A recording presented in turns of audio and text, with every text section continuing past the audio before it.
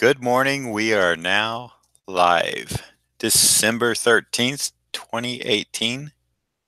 Welcome, and hope your day is getting off to a great start. Hope yesterday was good. And we're continuing the theme here of the spiderverse with a kind of half-masked Peter Parker webhead Spider-Man.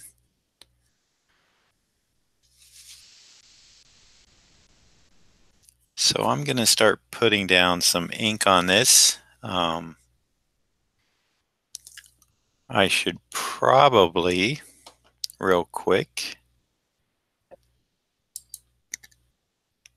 send out a tweet that we are live now, which I neglected to do, but we can do it now.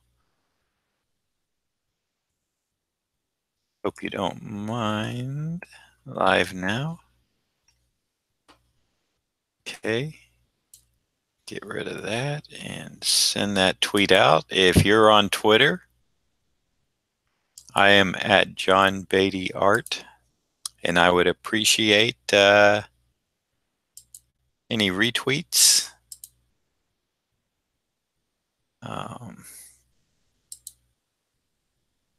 Let's see, getting my windows all set to go. There we are. It wasn't so cold out this morning. I hope that you all had the same nice weather that I did, although I'm sure that somebody somewhere was getting some cold weather. But it is December, so it's to be expected, right? Okay. So, gonna go ahead and get this Peter Parker started.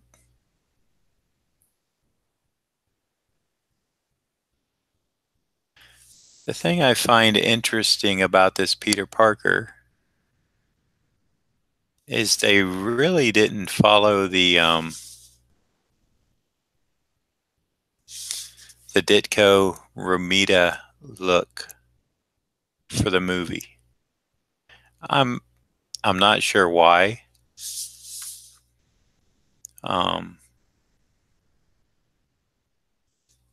But they didn't. So I guess there's an answer out there somewhere. I just haven't looked it up. But I would like to know. So I probably will take time to at least Google, why was Peter Parker not modeled after the one that we normally see in the comics, or at least in my eyes, he wasn't the old Peter Parker. Hey, good morning, Stephen. 24 degrees. Well, I think the weather here is in the upper 60s. Maybe even 69. So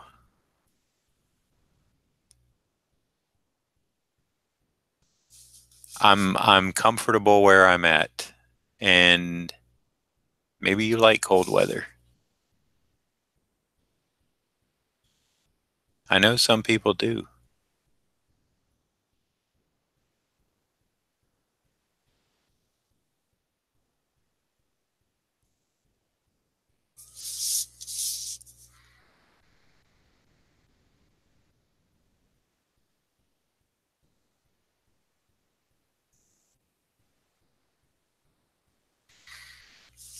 We have gained another subscriber, so I believe we are at 112 now, which is a nice number. But if you have not subscribed yet, I would encourage you to. hit the subscribe button, tap the bell when you see it. That will give you notifications on when I am streaming. There has been a few times when I just decided when I was working in the day to start streaming. That's when I first started. I was just playing around with it a lot, and I plan on doing that. Well, I've been planning on doing it a little more often, but things have come up that have prevented me from doing that. Perhaps next week, although it's going to be a busy week, being the week before Christmas. So I don't know. But I do know that if you hit the notifications, you'll know when I am live and when I drop new content.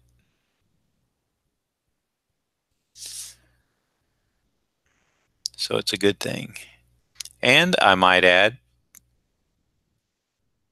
I appreciate all comments. If you have a comment, a question, leave it below. I'll get to your, I will definitely get to you, answer a question, or just say hello back.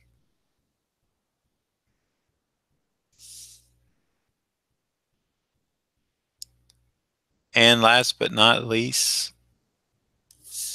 the old thumbs up if you like what you're seeing. Good morning, Ron. Yeah, Spider Ham really turned out nice. And when I did scan it, my raw scan is orange. The yellow, for some reason, turns orange. So I had to do some color correction in Photoshop, which was not the easiest thing, working with that light bright yellow.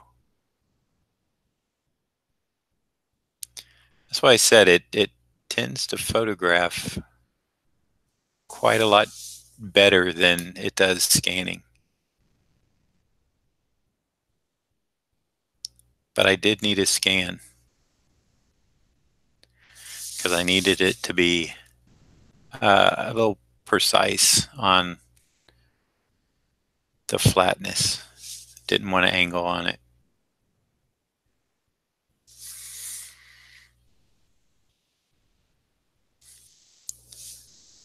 But yeah, that was the fun piece. And actually, this Peter Parker Spider-Man, I had a lot of fun drawing it. It is a different look than I'm used to for Peter. And I don't know, what I've seen from the previews in the movie, he's kind of unshaven. Looks a little older than what Peter Parker should be, but I think that might be because I'm picking up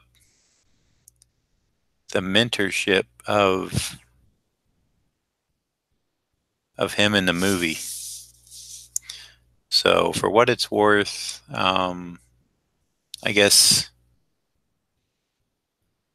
the movie has its reasons, and hopefully they will explain it, or it will be clear once seen.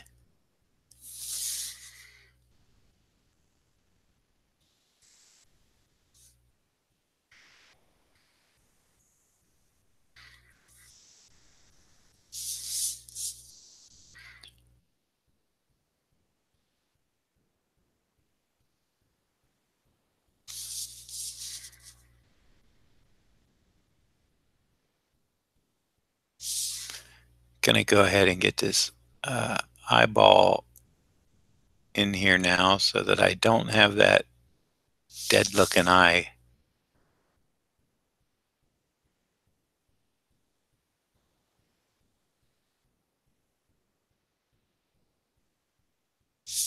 Which I've kind of spoken about before in some other streams, where I'll put the eye off to the last part or close to the last part, and I got like a dead eye looking at me, and it just kind of looks weird. So we'll fill that in now so that he's looking at us.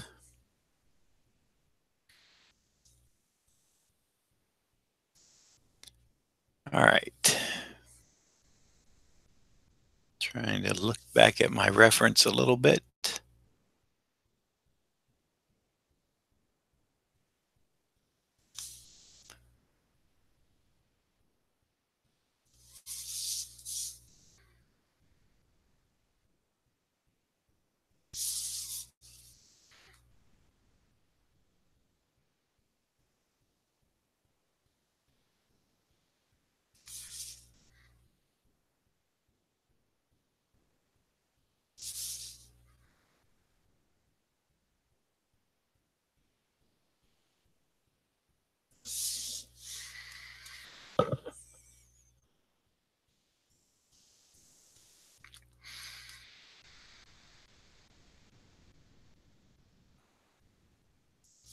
And I will let the room know that this Peter Parker is available. It's not a request that somebody has made.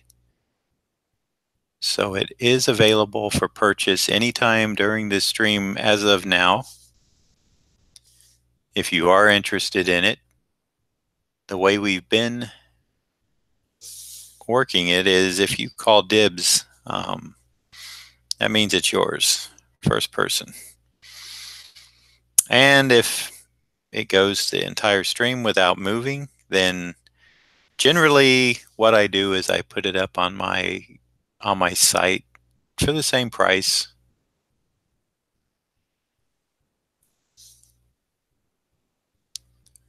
For somebody who may want it. So for those of you watching, if you are, I will, let me run through.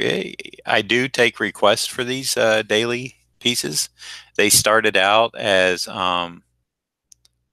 just an exercise to kind of get me warmed up in the morning. And I had a lot of people request. So I made that possible that you could submit a request.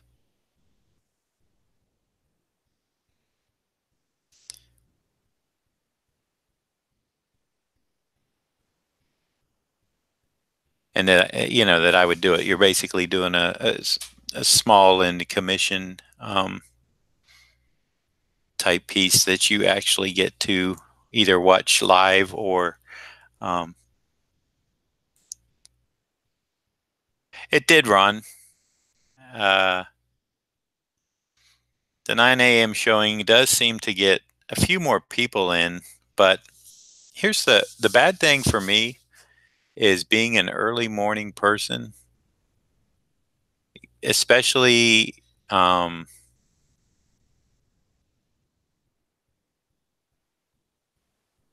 have to break up anything I have started. So the 7 for me was kind of, you know, that's my warm up, and that's why it was working so well. But that did not go unnoticed by myself, and I figured it would. 7 a.m. is tough for people. So it's something I am going to consider maybe switching my routine. I don't want to go any later than 9, only for the fact that, like I said, I usually have, and I've been noticing that it's been like 2 hours that I spend on the finish of these in between working and chat. So let's just say you know, it's 11 o'clock by the time I'm done streaming. Then I got to scan, make a thumbnail, do a few things for the YouTube channel. And by the time I'm done with that, it's another hour that I've got invested. So, you know, then it's like 12, then it's lunchtime, basically.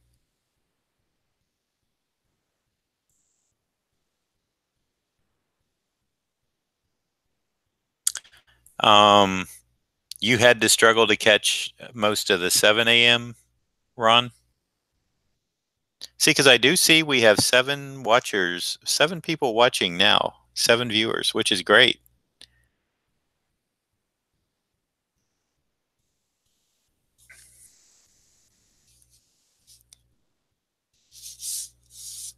And I'm trying to be accommodating here.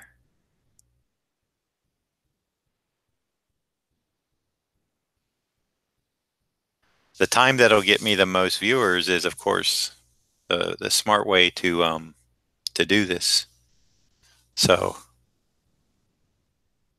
having said that,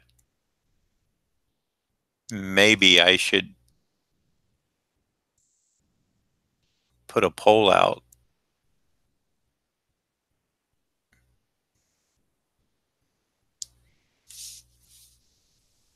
and see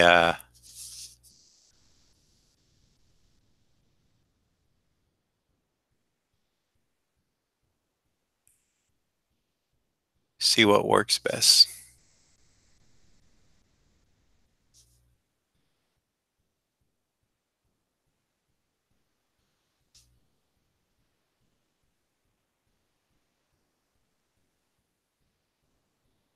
Now, this is going to kind of be funny because here I've got half of Peter Parker's face from Spider-Verse. This half and this whole part of the costume is going to be his web costume. This is going to be his jacket. But the reference I'm using, he has the Spider-Man suit with the neckline without the mask under this jacket. So I'm going to keep that.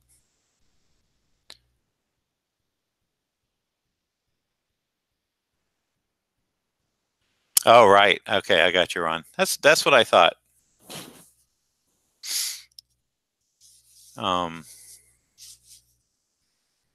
but I do believe I need to reach out to the people who have subscribed and the people that watch, and kind of get their, kind of get the majority of the input and see which time. I kind of got a feeling I know most people would opt for the 9.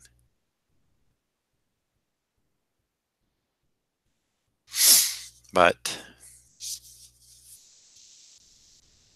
having said that, I believe maybe,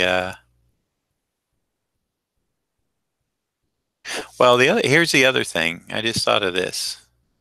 The other thing is I'm breaking up time to take my son to school on the colder days.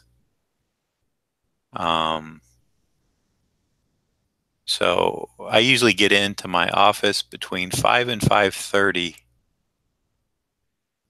So if I spent that time working and then took a break to stream at 9, that might be something I'm missing in my mindset of it. So the 9 o'clock may work better if I don't have to, say at 7:30, run home to get him to school uh, by 8. I think it's 8:10. Then it would make sense. And he is coming up. Next week will be their break for Christmas and New Year's.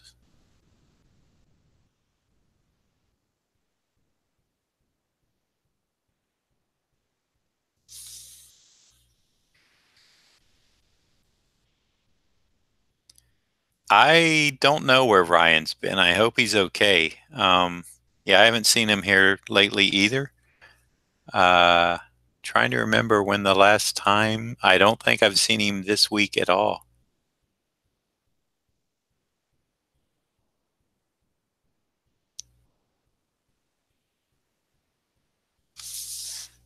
So hopefully everything is okay with him down in Australia.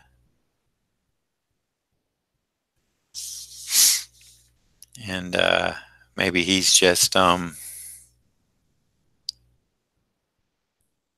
See, I think for him, the 9 o'clock streams go late, but I haven't got a comment or anything from him,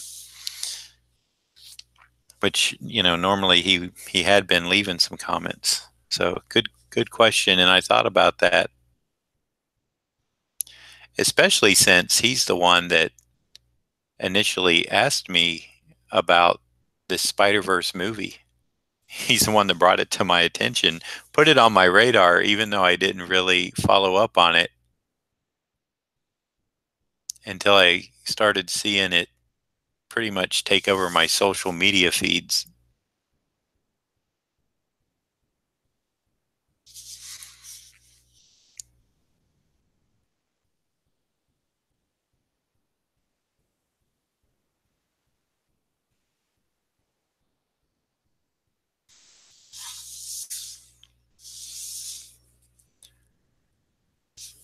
I actually need a... do I have one here? Indeed I do.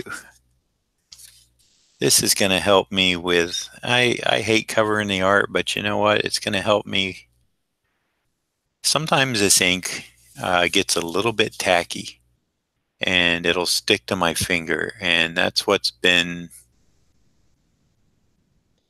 giving me a little smudge every now and again. So this little piece of cardboard, actually drawing paper, it's a piece of Bristol I had cut. You can see it's a little bit smaller. I had these made a long time ago before they started coming out with these 6x8 sizes. I think what I have here is like a 5.5 by 8.5, or no, not 8.5, by maybe 7. And the ones I use now are 6x8 pre-cut.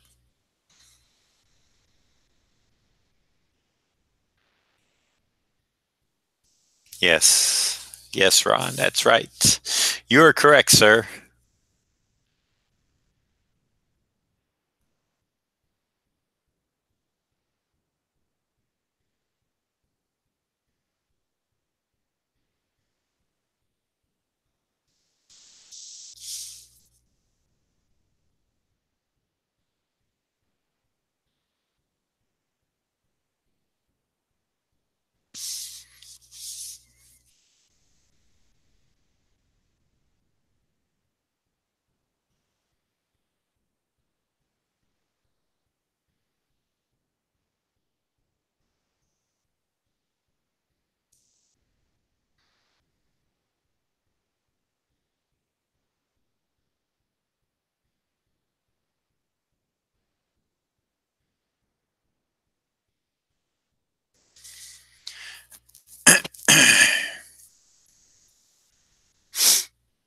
And I will say, I think I'm going to have a special announcement sometime during this stream about per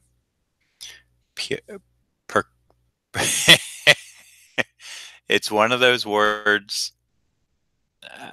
Maybe you all can appreciate this. If it does not come out the first time, I need to give up on it, because I'm going to be fighting it and stuttering over it.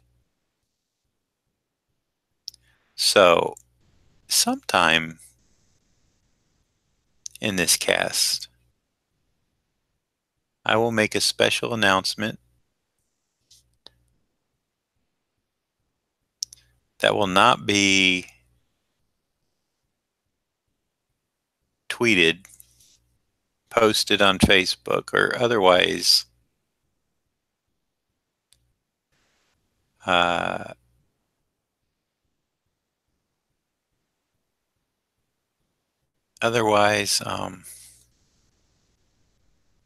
published, except for here live on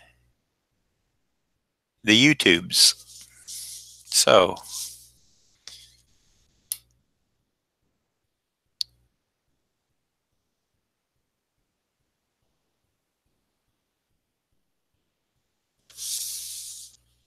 that will keep you, well,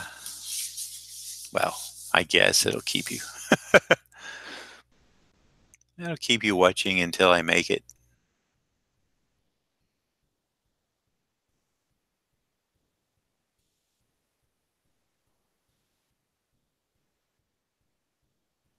And there's some goodness in it and some badness. Well, not really badness. I shouldn't say that.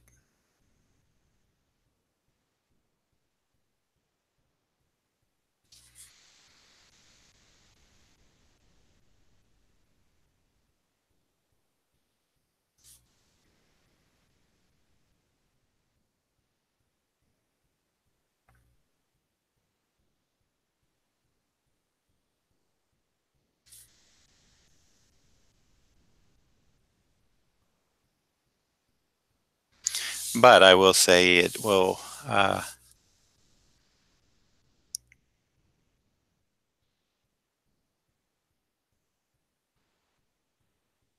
be something to listen for. And if you miss it, it will be available here for replay, and the offer will be good.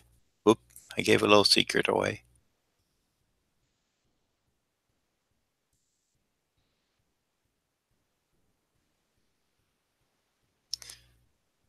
The offer will be good until it's not. How about that?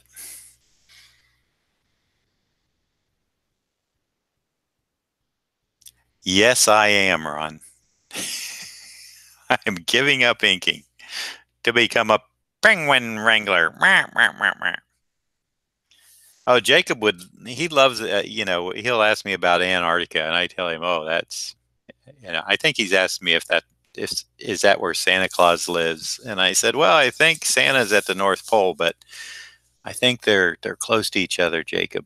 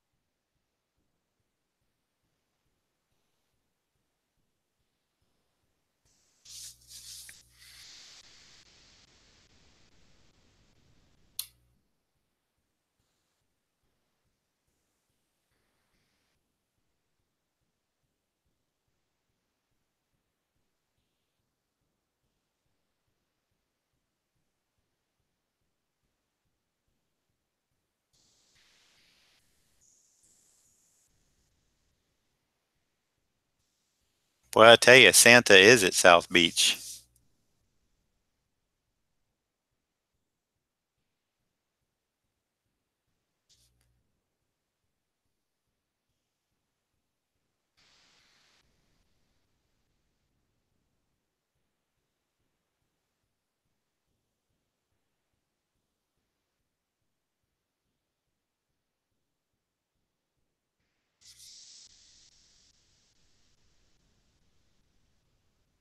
Everybody else is up at the North Pole working.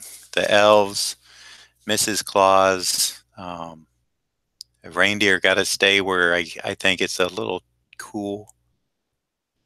So they're all up there, but nope, he's down at South Beach. You're right, Ron. Getting a little bit of party on before his big night, which is a lot closer than I would like it to be. Boy, I tell you, seemed like last month, November, went by fairly slow, but it seems like December is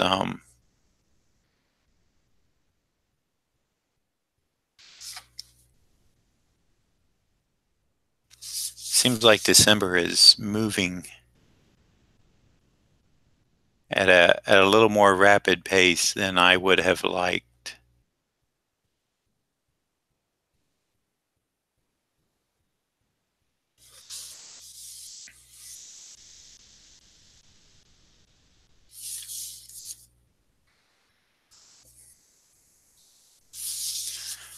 but that's something I can't control.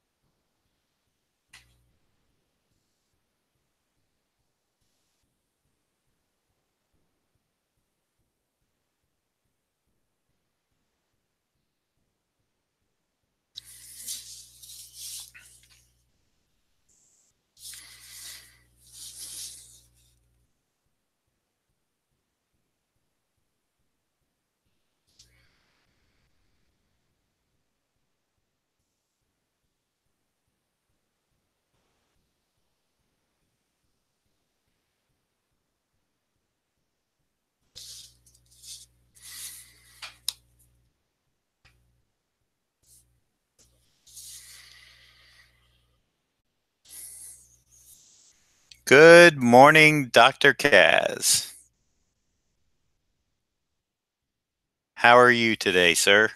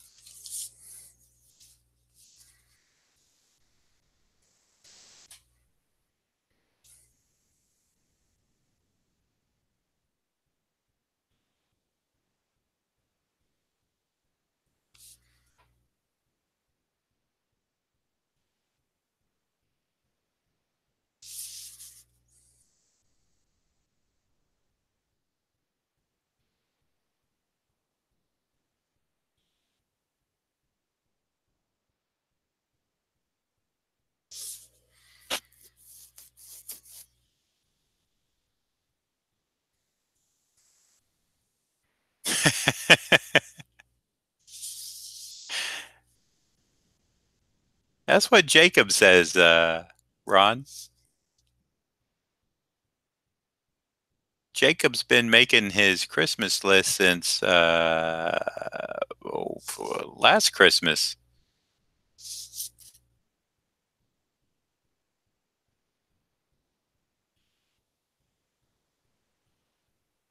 But I have to admit, when Jacob's list cannot be fulfilled, He's a good kid about it.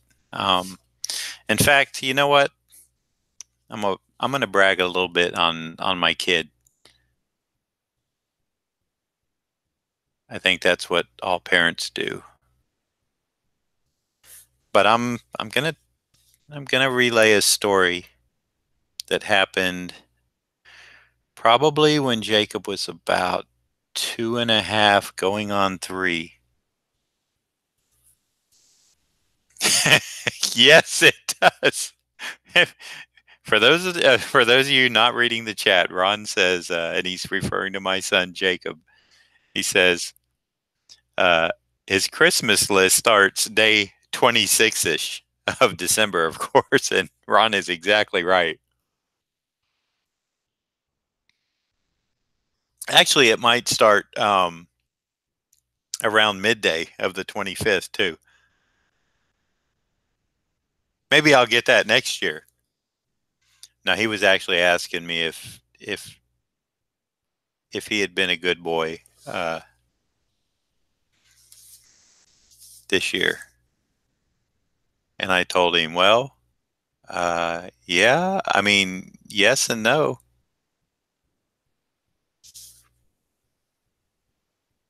But this is what I'm gonna. Boy, that was funny. That was good though, Ron, because you were dead on. Um,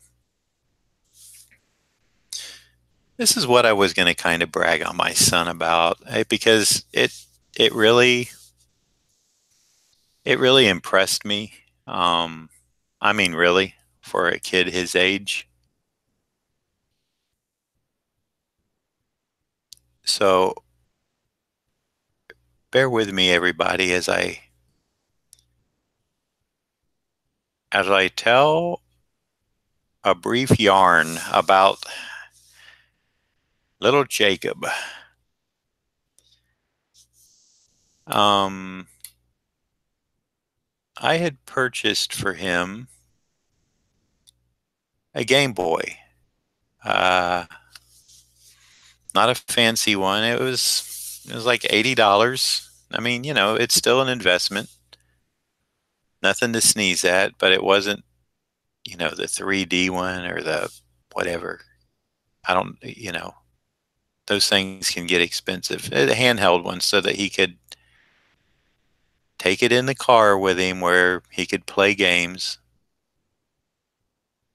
And the girl that sold it to me, I was asking her about them, and she made a really, I'm trying to remember, they have the ones that kind of flip open, and I asked her about those. And she said, well, your son is young, and she said a lot of young kids, they wind up breaking the hinge mechanism part.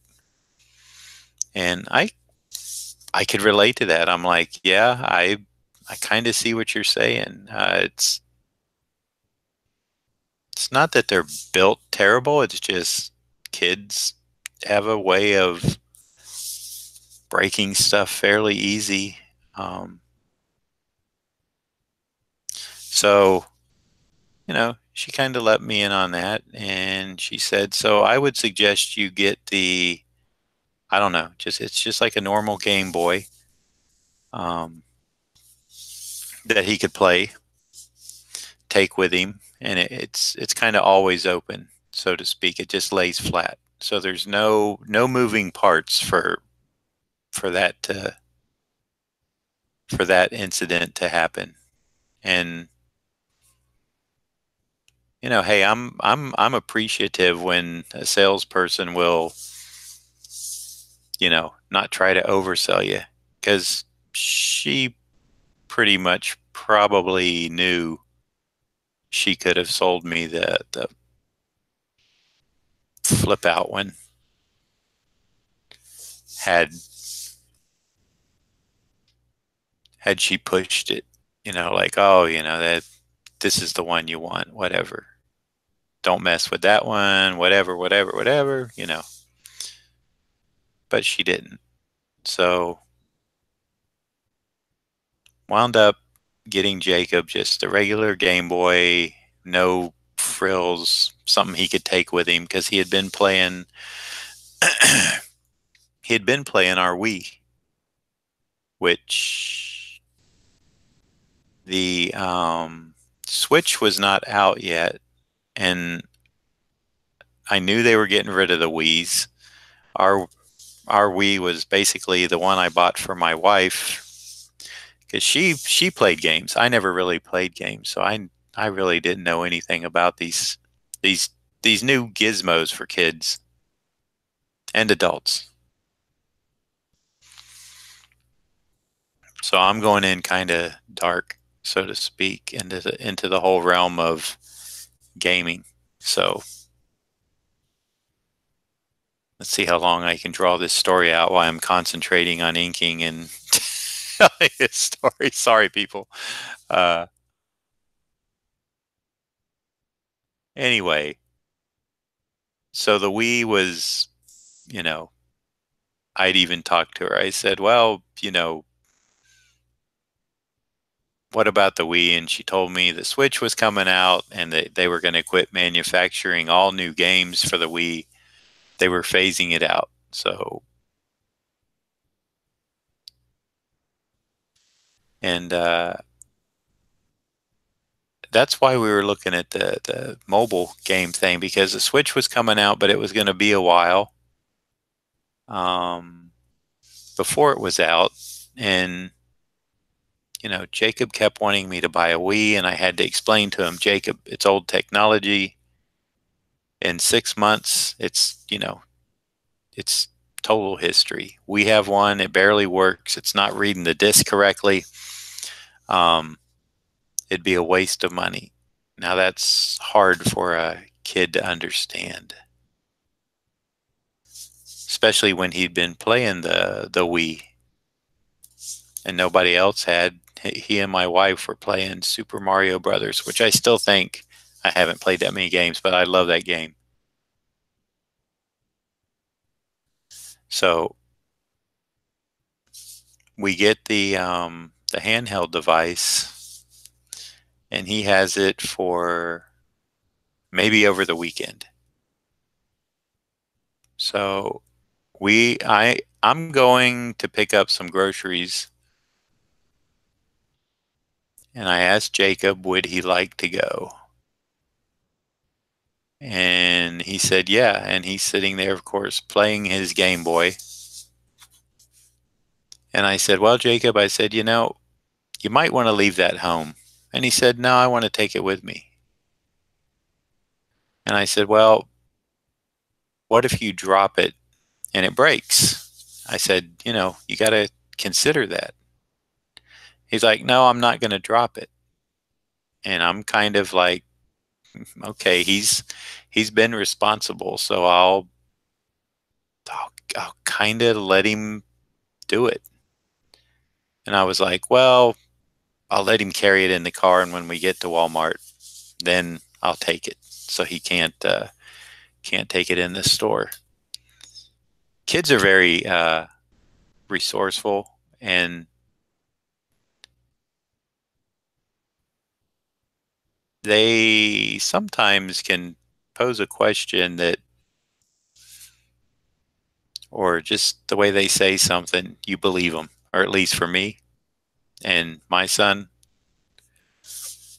that's the way it is. And, you know, he's never been dishonest with me. So we get to the store. I said, all right, Jacob, you know, I'm getting him out of his seat. I said, put your your Game Boy down. We're going to go in the store now and you don't need it. And he's like, well, I can play it in the cart. And I'm like, nope, nope, you know, and it's a short drive from Walmart from my house. So maybe 5 minutes if lights catch us, maybe 10. Um,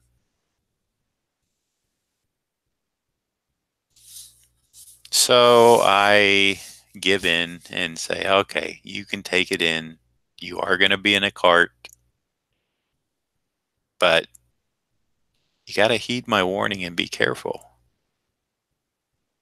because I don't want you to break that. No, I'm not going to break it. Well, you're probably already knowing where this story is going to. However, it didn't happen until we got up to the checkout, and I'm putting groceries from the cart onto the belt. Jacob's in the place where kids sit, whatever that little area is called, the seat, whatever that. And so I'm just doing my thing, getting the groceries up there, getting ready to check out, and I hear a sound of glass breaking. Slowly I turn,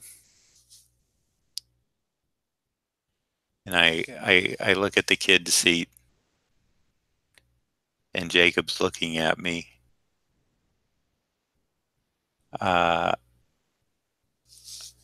With his big kid eyes. The man behind me actually says, "It just dropped." And I said, "Yeah, I heard it." And so he hands it to Jacob, which is fine. I had no problem with that.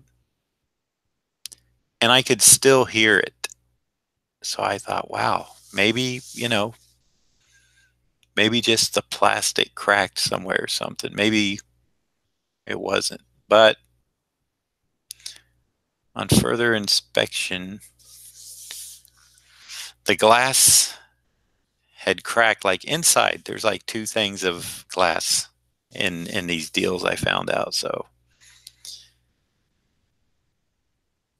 now there was a warranty on it for the first, however, like I said, he'd only had it for maybe a week. So, but I'm getting ahead of myself in this story, because this was really good, or at least I thought it was good.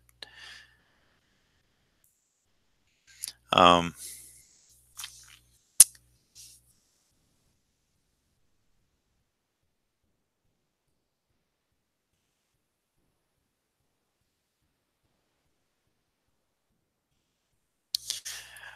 I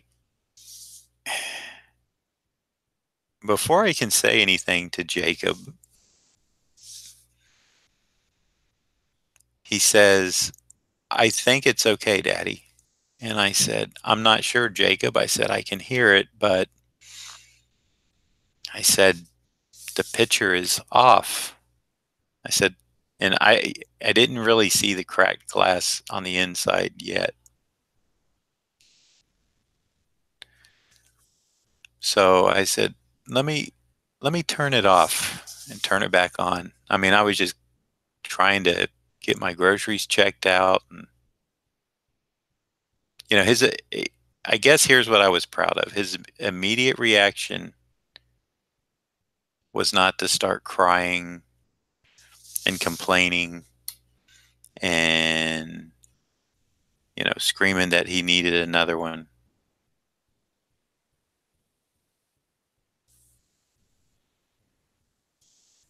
And he said, "Well, I turned it on, turned it off, and then I saw the problem. I saw that you could still hear it, but the picture was just cracked and not really moving."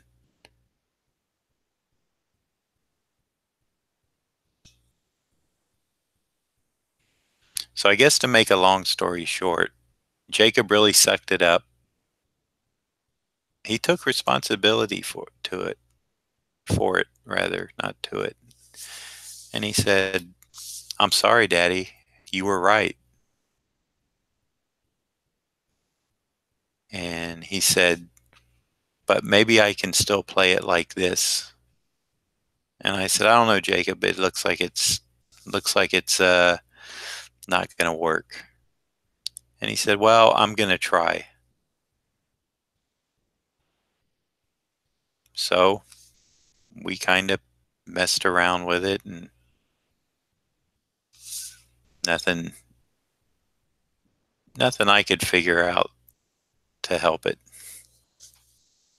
So we took it to the Blue Dragon game store where we bought it. I wanted to talk to the people and ask them, what could be done, if anything. I thought maybe they could repair it there. Like I said, I have no knowledge about this stuff. So we get home, put the groceries away. I tell Jacob, hey, let's go down, talk to the people and see what can be done. I said, maybe they can fix the screen.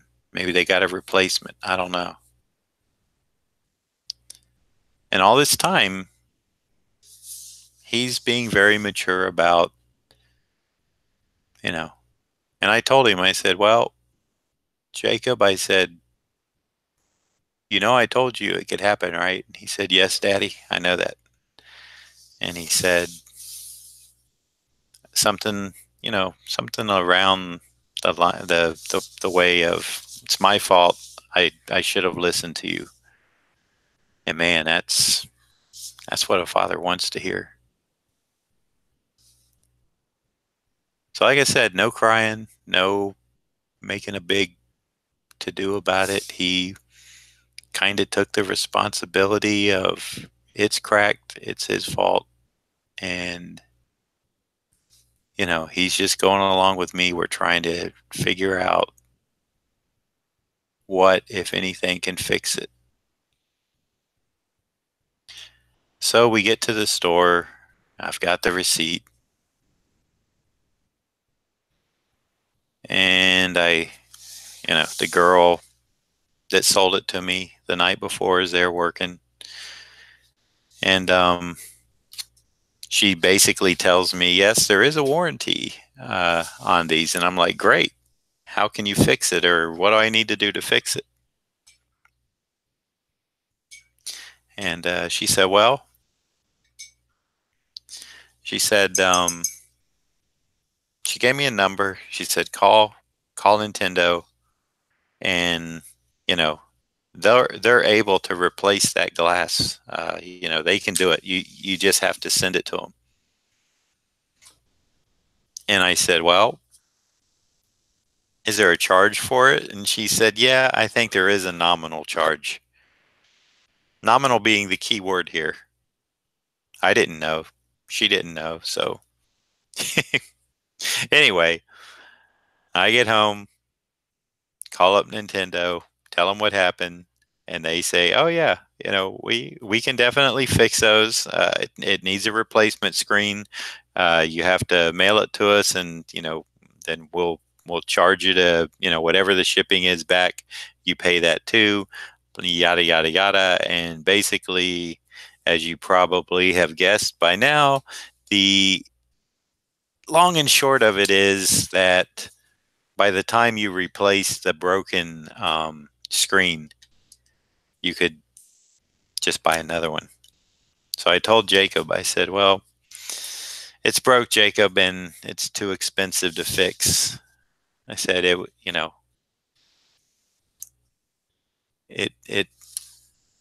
would be as much to, it's basically going to cost the same, Jake. I said, there's no need to do that. And he goes, oh, so can I get another one? And I said, well, I don't think so. And he was sad and I was sad, but what am I going to do? And I got to thinking about it.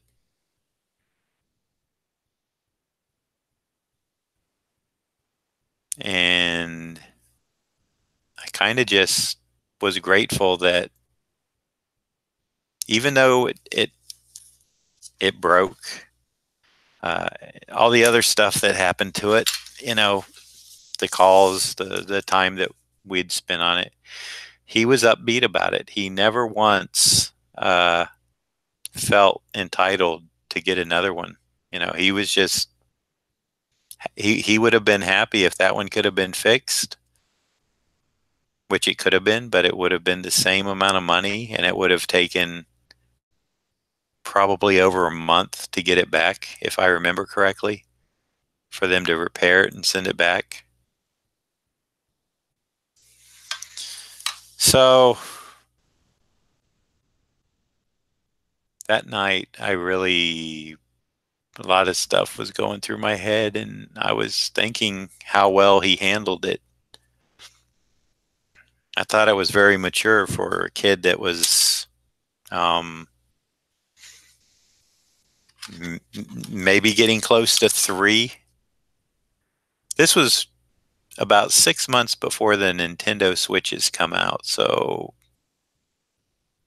whatever year that was, this is when that happened.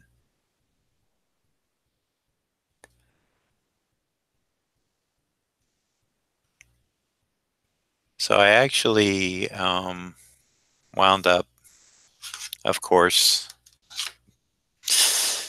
buying him another one. My wife was not too happy that I did that, but I explained to her that not one time did Jacob feel or make me feel like he deserved another one. And it was that attitude that he had learned, or so I thought. I still use this story on him to this day. I'll still remind him of it. Anyway, she had a valid point. I understand that. But the level of maturity he showed, I thought, was something I needed to reward. And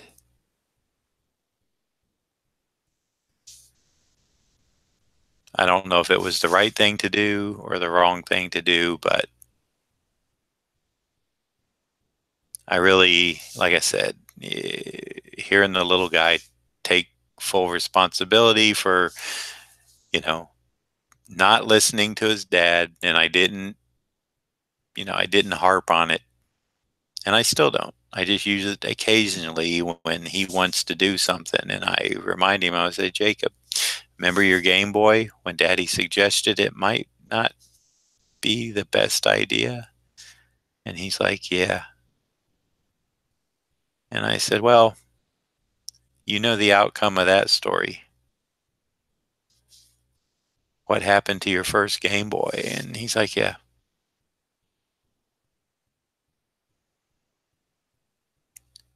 So for better or worse, I got him another one, and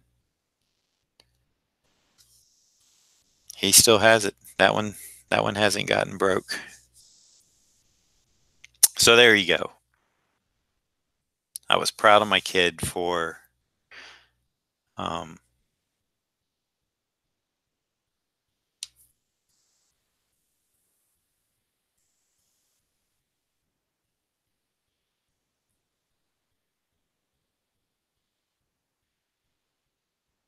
no, I didn't see those, Ron. Yeah, I did see those, Ron. I saw them actually. Somebody had those at a comic book convention. They were selling them for $100, and I think that was probably a pretty good price. I'm not sure.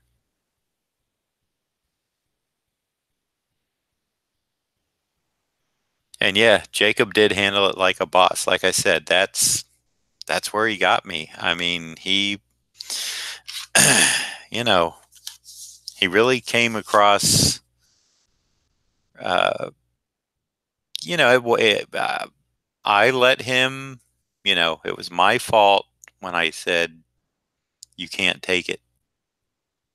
I did let him take it. I could have just put the kibosh on it right then and there, but I choose to let him take it, and I kind of felt a little bit of responsibility, to be honest. So anyway, it it really, I think it was a good lesson for both of us. Um, but he handled it so well. I couldn't not like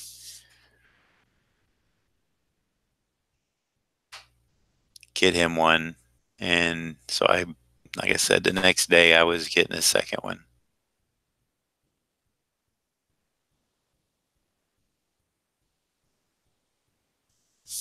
So that's that. That that passed some time, right?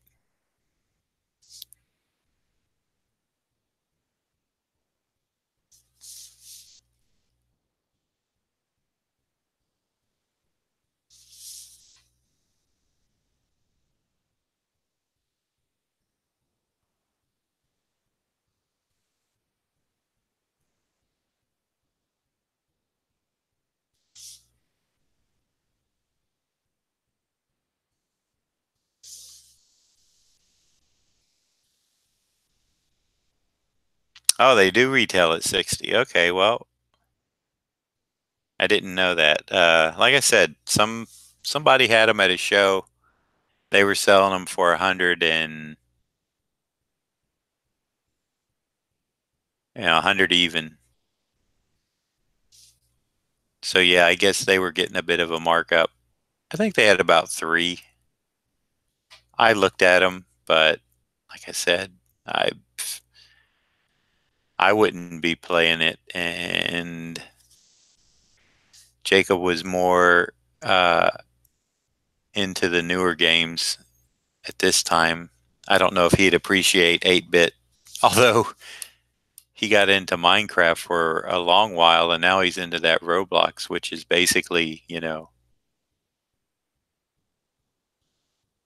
almost Roblox is almost 8-bit since it's all, they do have some more curved stuff than Minecraft, but so there's my interesting little Jacob story for what it's worth. But the kid seems to, you know, he, and he's also understanding when I tell him, Jacob, we can't get that yet. That's got to wait. Very patient.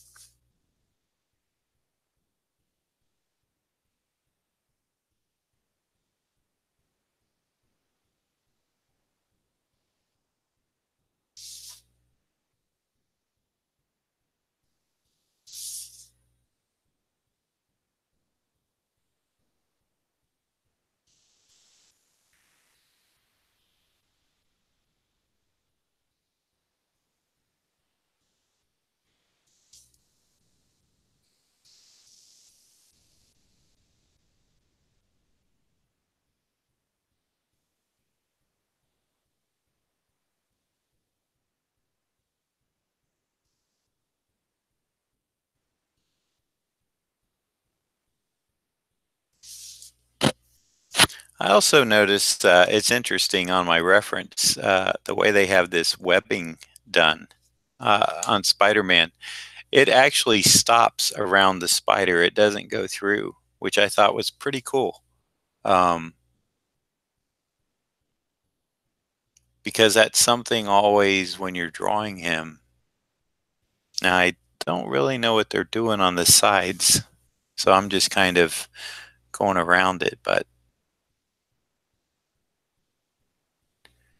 in the comic books and stuff, they never had it stop really around the spider. Well, I mean, we would kind of stop it, but with something animated like this, they have definite like stops like around his collarbone area here, in here on the spider. The webbing, it literally stops and then it picks up down below.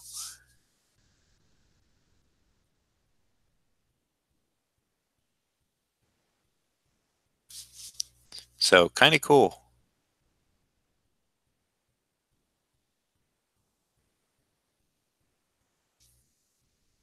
And it makes sense too. You know, it's not something that I'm scratching my head going, well, why would they do that? It's like, yeah, I know why they're doing that. It makes sense.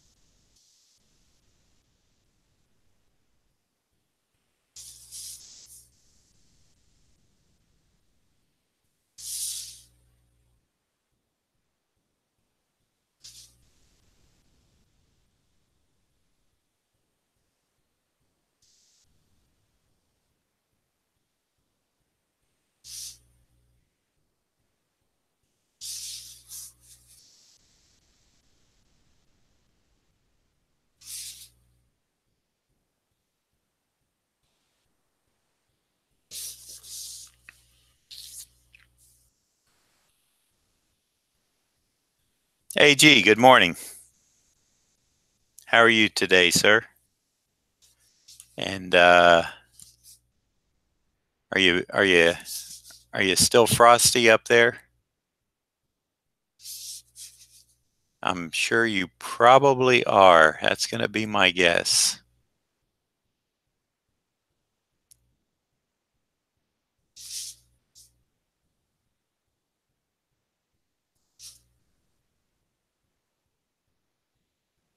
Steven was in the room. I don't know if he still is. And where he's at, it is 24 degrees. But I think you might be able to beat that.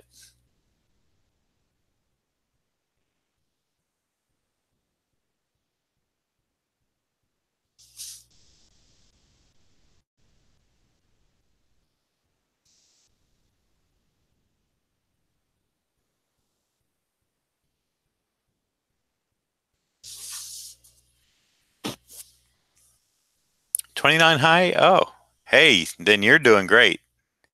Well, I guess Steven does have you beat then.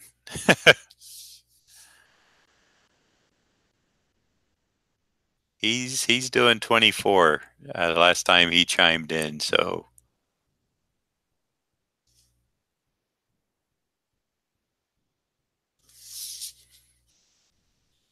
And let's see. I am here in a balmy let's see, 70. Oh yeah, I'm here in a balmy 70 degrees.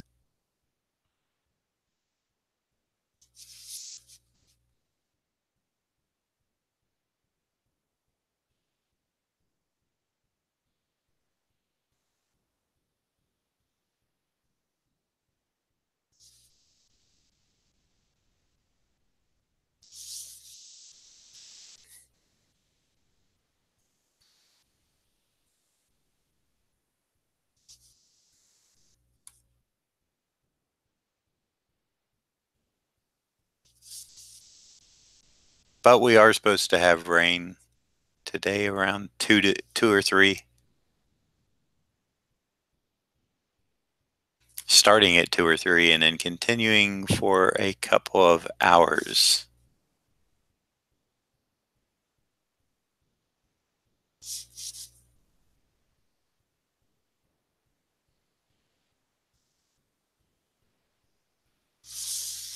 Oh, how I hope that doesn't happen.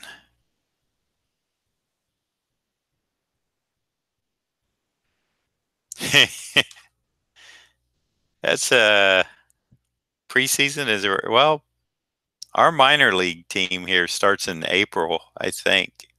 So is that what you're thinking? AG is somewhere around there? Yes, you did, Ron. You all had some serious ice up there.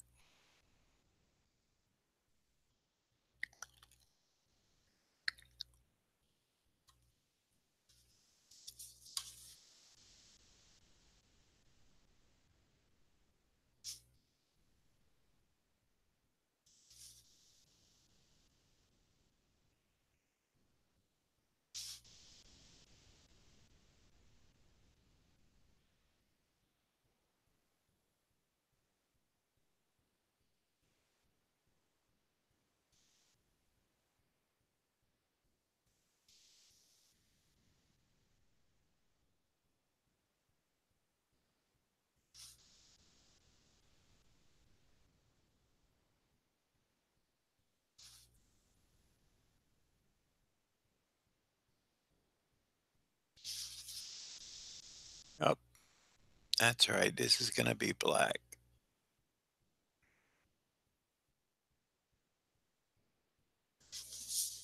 That's where I'm having his suit cut in.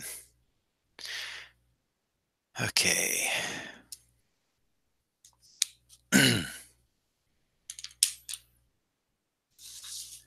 I'm going to get to that spider on his chest in a second.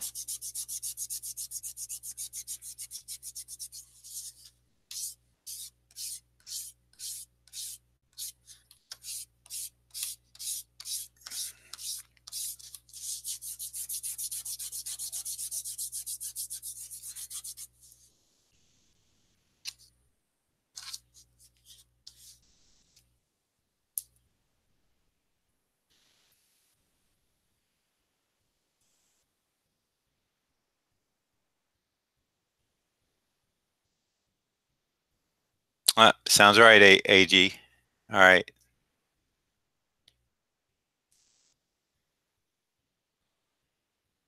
Yeah, it is, AG.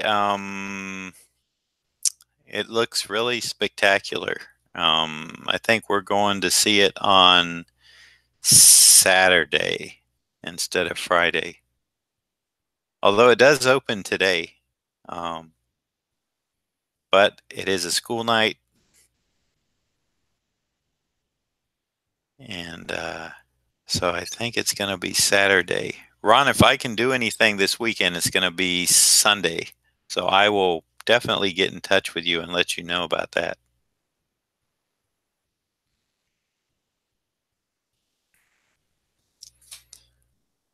I should be able to, but I never know sometimes what my plans are.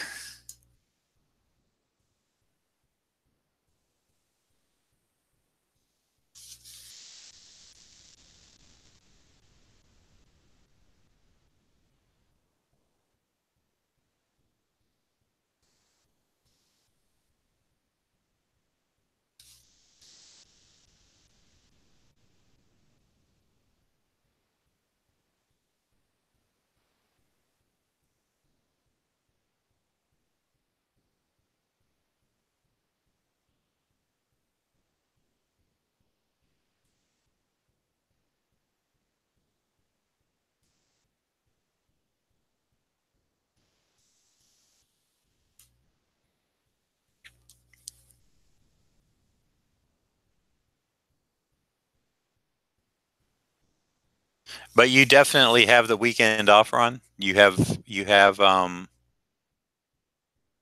Saturday and Sunday off.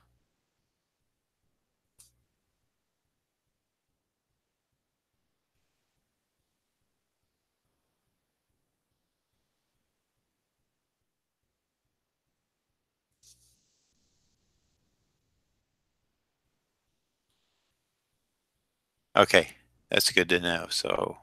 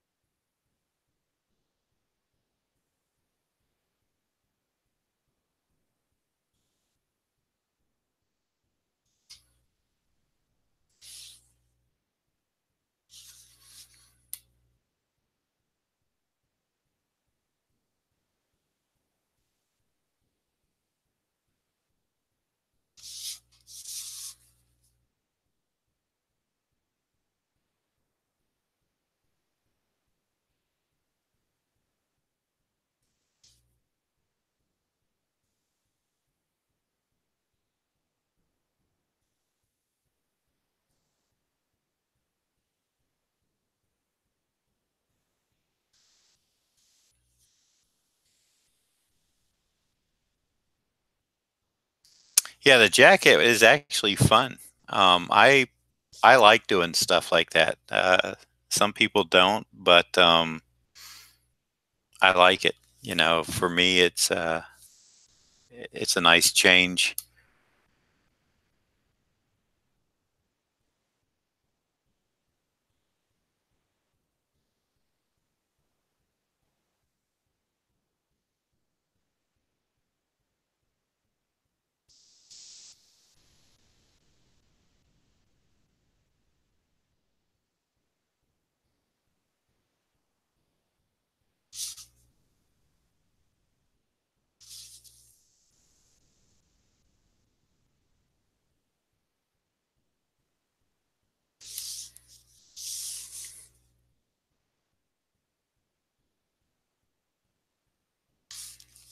Oh, and it was funny because as I finished watching the Jim Lee video that I was talking about yesterday, I thought he did that drawing in like an hour and 6 minutes because that's what the video runtime. But I didn't know the people that put those up edit those down. I think that was more like 2 or 3 hours, which is still a lot faster than I could have done it.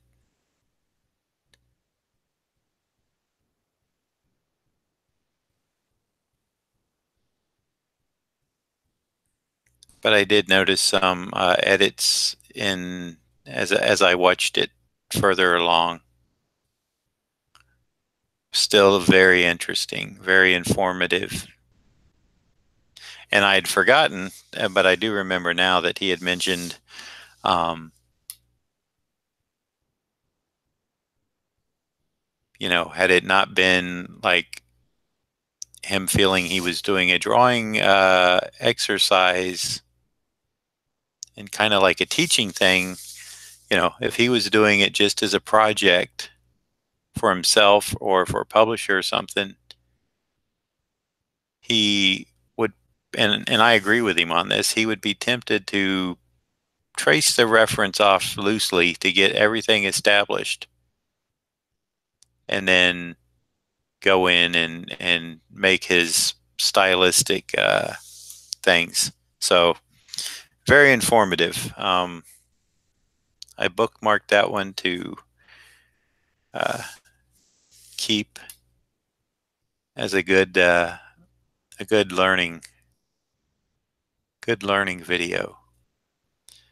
If you look at my available playlist on my channel, there's one called Creative Help, and I've been putting videos that I find helpful in the creative process in that playlist, and that is open to the public. And I will add to it as I find more that I am gaining some good value out of.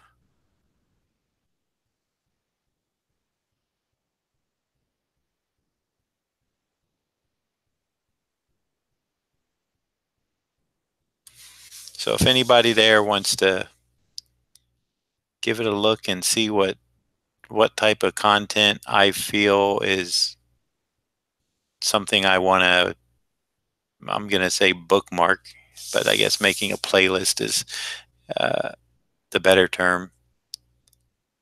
Playlist for, you know, for the public to see what I'm looking at. That's definitely it.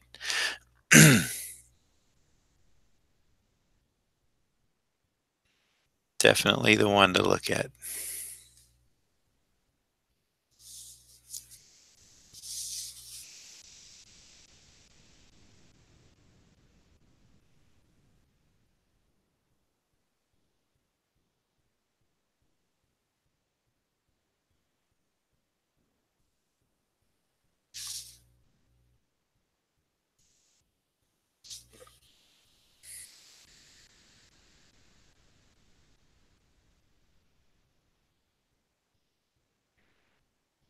AG, yes, I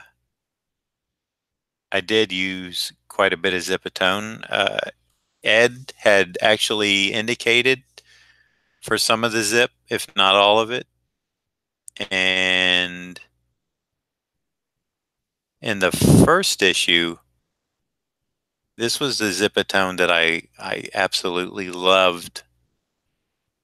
And it was some of the first zipatone that went away, was the where you burnish it down and it doesn't like have that real, everything's dotted perfect.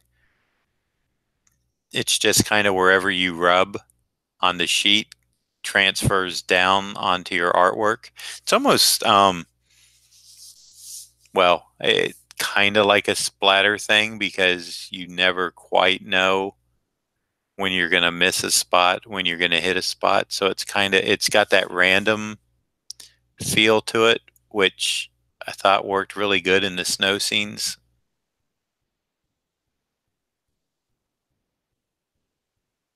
Loved it. Loved that stuff.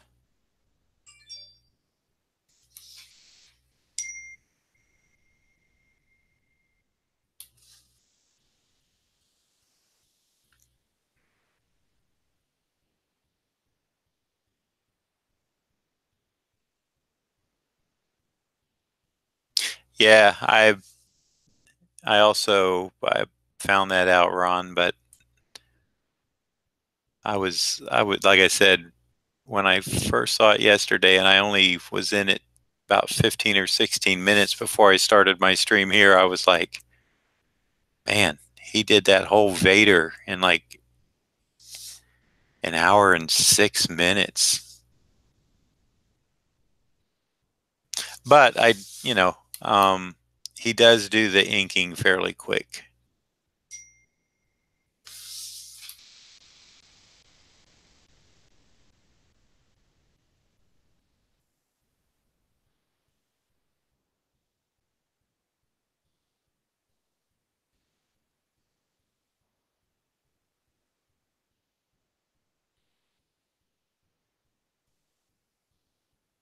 So,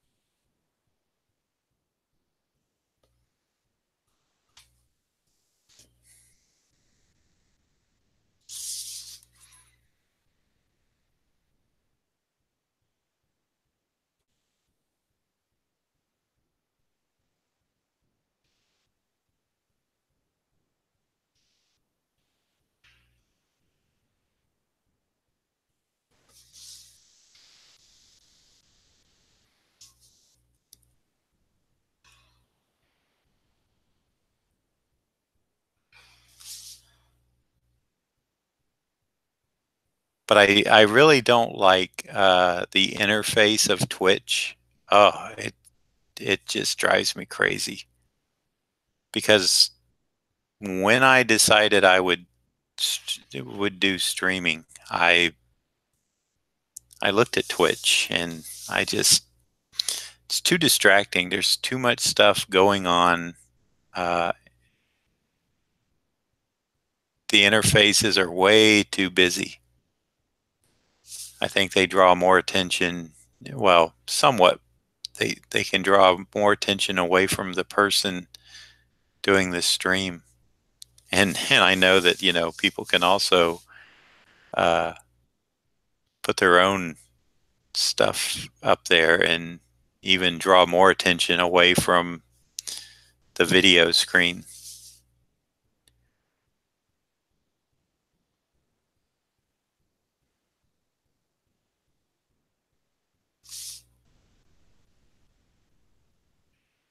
I know I would have a bigger audience if I was streaming on Twitch, or at least I think I would. I haven't ruled it out completely as to when I get the capability of streaming both places. at the same time, you know, just splitting the feed.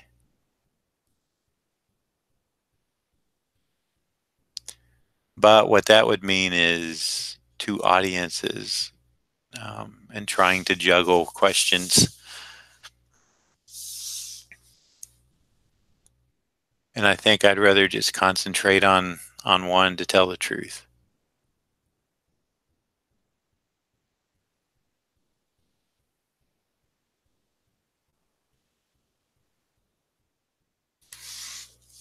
All right, so let's tape this up here and give it a dry. And I am gonna take my, let's see, can I get it a little straighter? That's a little better.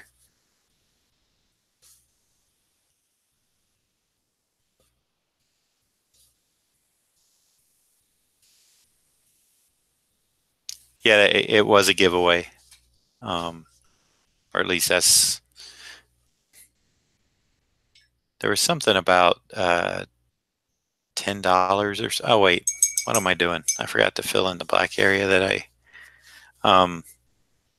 there was something about a $10, maybe he was taking a donation or something for a charity.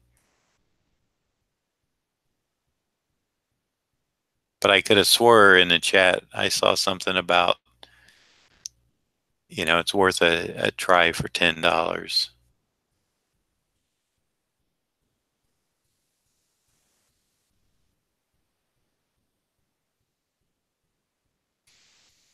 There we go. Okay. That balances things out, that black down there.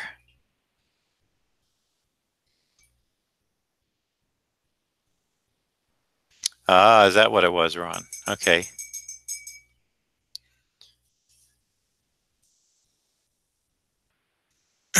Okay, so I'm going to take my short break. I will be right back.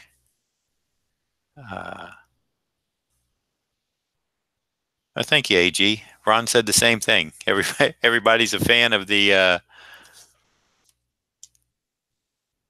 collar. I don't like the way it's sitting on the board here. Let me see if I can't fix that up a bit, because the ink lines underneath were kind of making a tangent out of it. Okay, guys, I will be right back in a couple minutes. Bear with me, please. Thank you.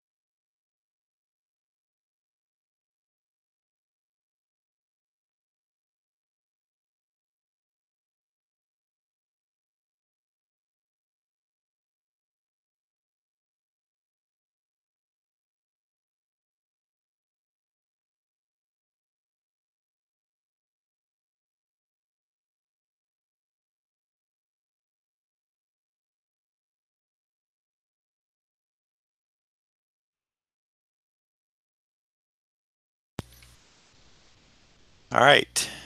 I am back, and thank you for your patience in waiting, for those of you who did wait.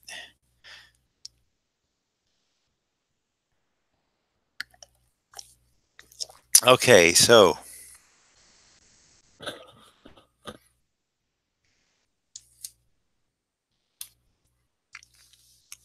just want to give this a quick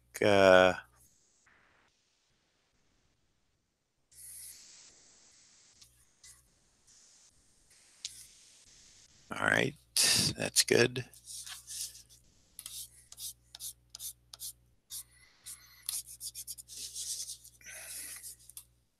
Now, I did have a teaser early in on this, so let me address that now before I get to tones, so that people can be giving this a thought. And I will mention that this Spiderverse Peter Parker slash Spider-Man is still available. It has not sold. So that is first. Now I am going to check. I shouldn't even check the calendar. Let's just see though. Okay. Today is December 13th. So we effectively have 18 days left in the month of December. So what I am going to offer is a sale. Normally I sell these at full price for $50. This one's still 50. The one tomorrow will still be 50. These are, these are not in this sale. But starting today and for the next 18 days, if you pre-order a requested drawing, I'm going to do the 20% deal and put them at $40 again until the 31st of December. I don't know how many days that gives me effectively to work on them. I know I have next week, then I might come in and do one on Christmas Eve if possible. I know I won't be down here on Christmas. Day after, I probably will. So until the 31st, if you have a specific request, $40 will be your price of a requested character. Now, please take it easy on me on the request. If I get a Galactus, I might have to say, okay, but I'm going to crop him a little bit or something. So just keep that in mind. I may not.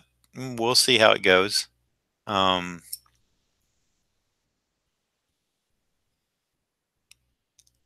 so, like I said, the ones that I do on my own, they will remain at 50 until the end of the year. Now, I've been tracking my time on these, and I will probably, and I want y'all to understand, this is, I appreciate y'all. I will probably be taking these up to $60 starting in 2019. So that's why I'm giving you the option to pre-order and lock the price in at 40. Number one, it saves you money. Number two, it helps my Christmas budget. And number three, 'tis the season. So just wanted to go over that with everybody and kind of let you know what I'd been thinking and where I was taking this. So I guess that covers what I wanted to say.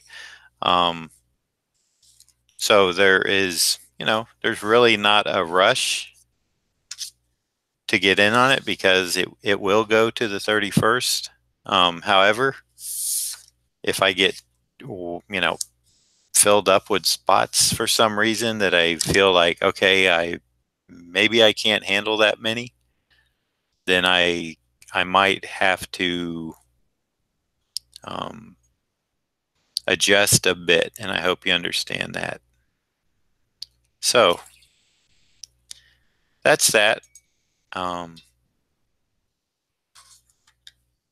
I know I had said I probably won't mention it on my social media, but what I will mention is that there is a special uh, something in this particular cast for people to check out. I know it was fun the last time I did the contest thing. I had more people watching and more comments come in, so that was really cool. Okay, and that the light is really blowing out. You see they got kind of this little bit of 5 o'clock shadow on Peter here, and I don't want it to really be so dominant. So I think I'm going to use this lightest shade I have of wash.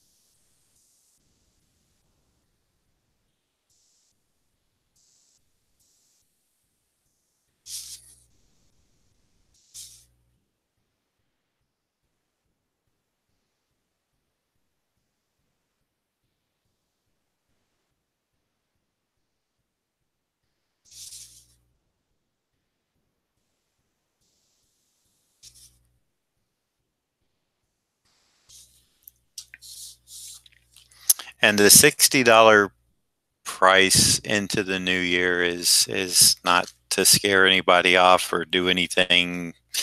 I think you all know me by now.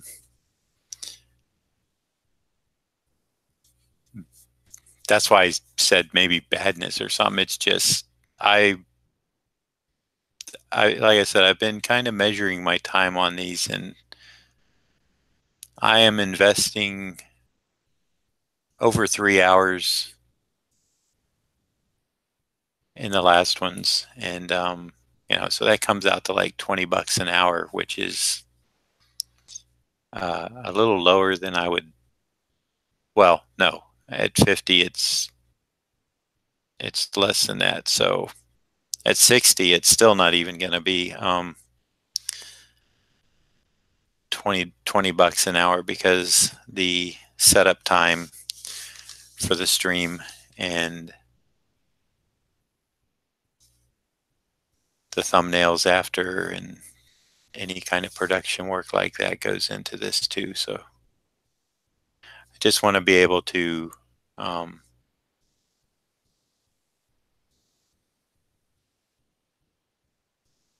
make it, at least worth the time to do.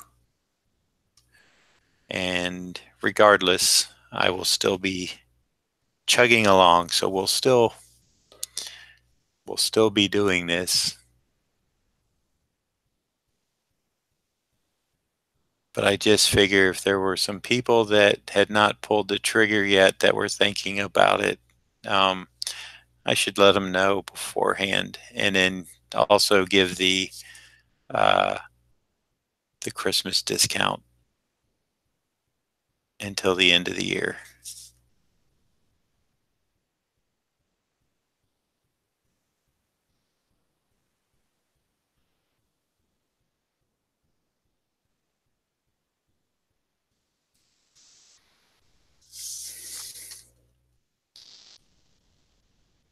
it still costs absolutely nothing to come watch. That's the beautiful thing.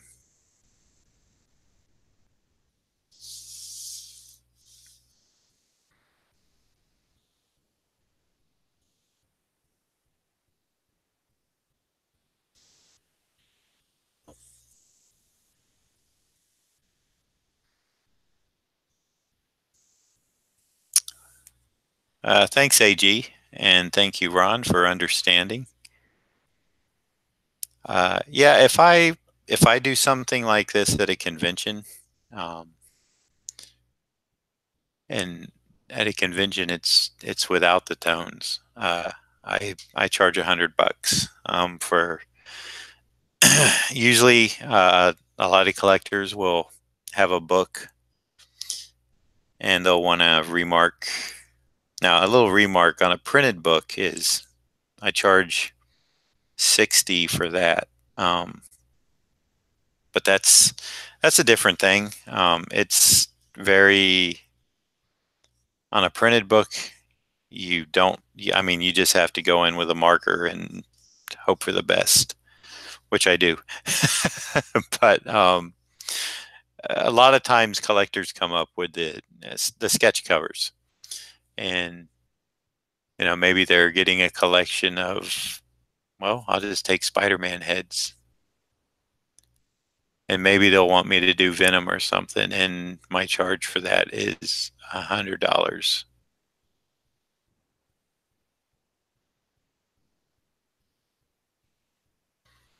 So here you're getting studio quality work for 50 right now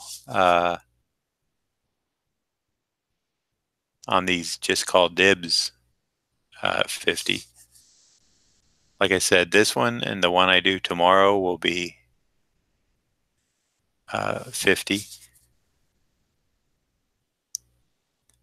And then anything that's pre-bought until the end of the month, if you know about the sale,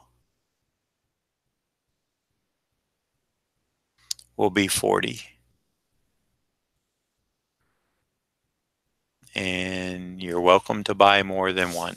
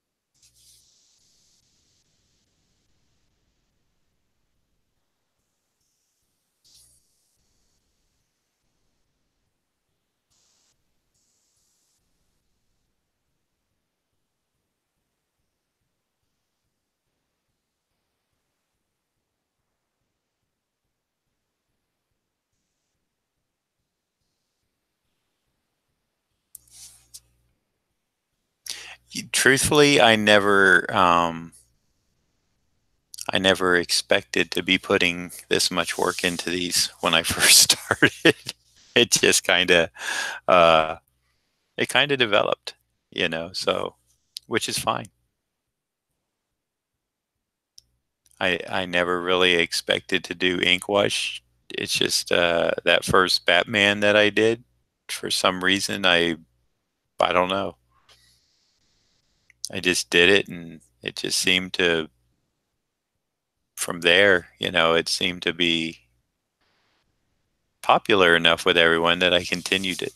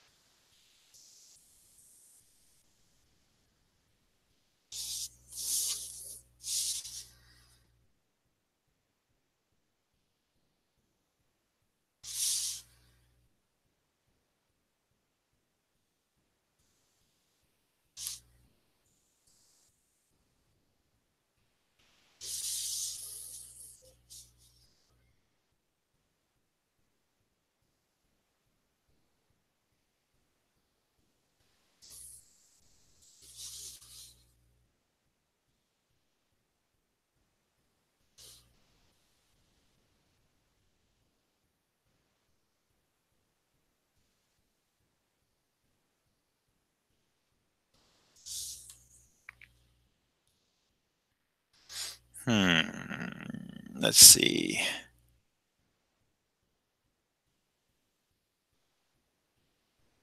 Trying to decide.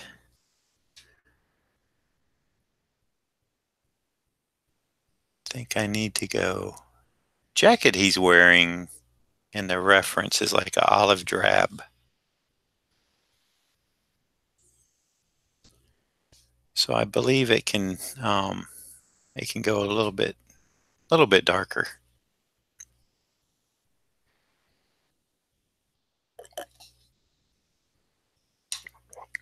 Excuse me.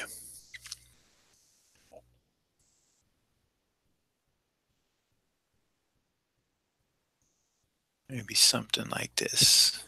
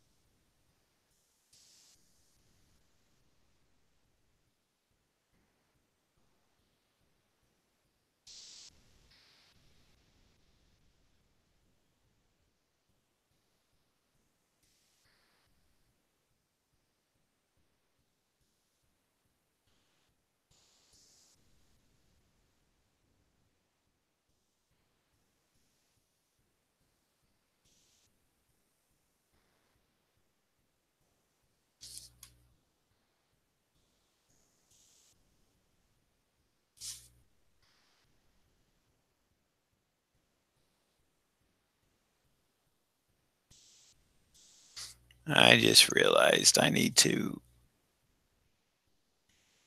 not try to mess with too many highlights on this.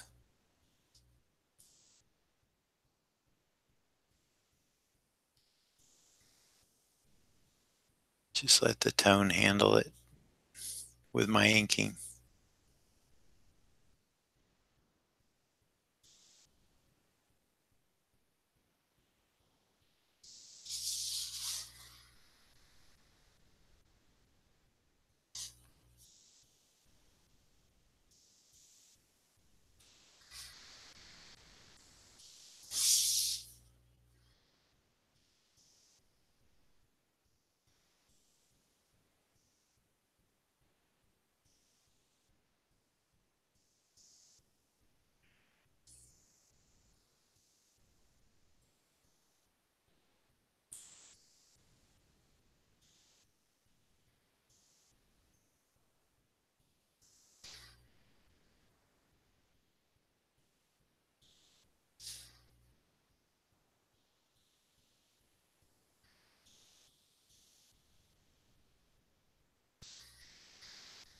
And I believe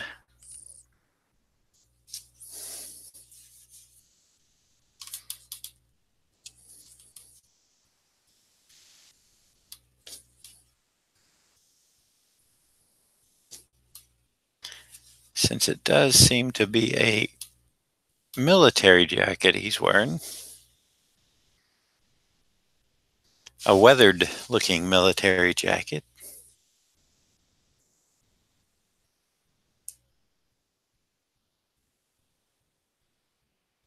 Okay, Ron, I appreciate that.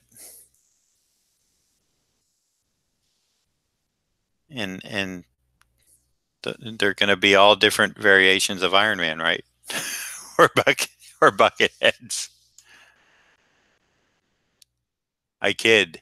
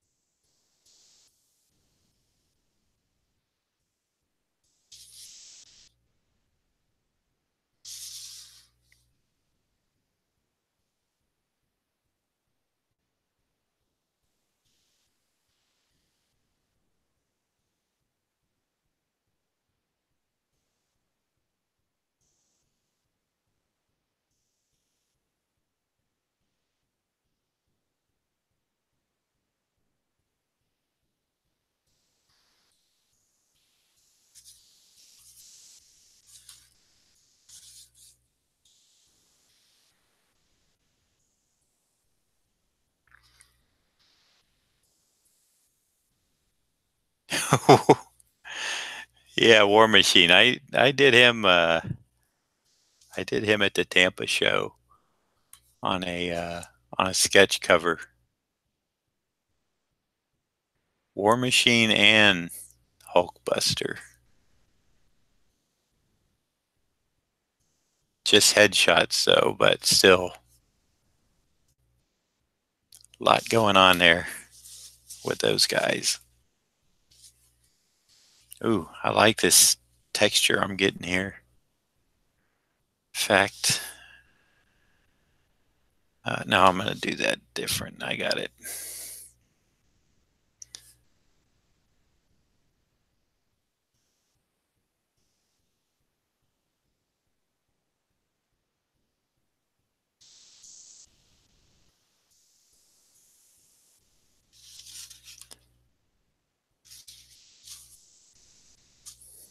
Okay.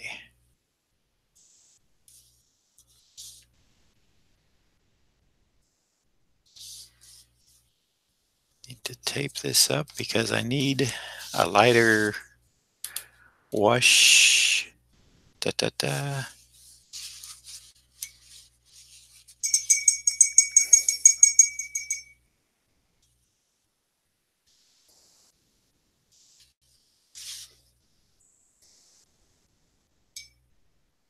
And I think I can leave that tape there.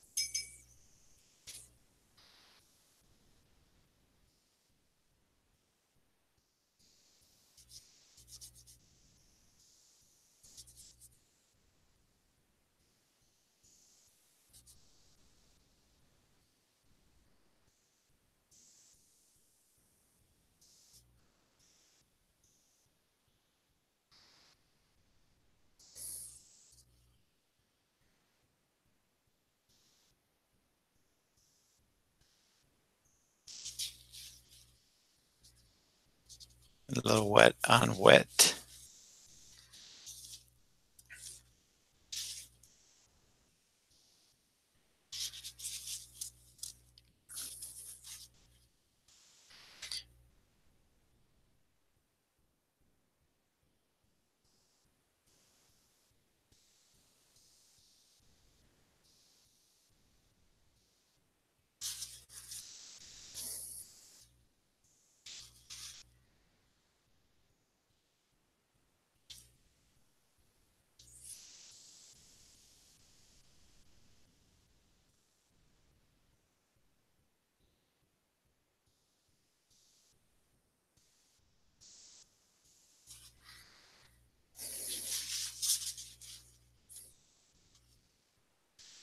Okay. Back to the collar area for just a little.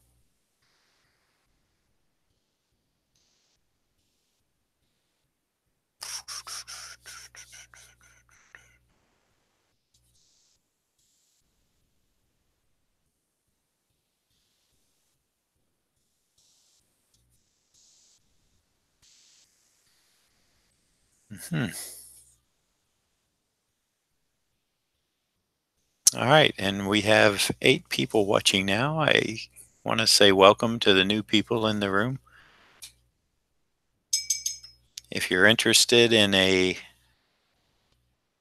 piece like this, watch the replay. I have a special that's about what I'm doing and what you can expect. So if you are interested, please do so.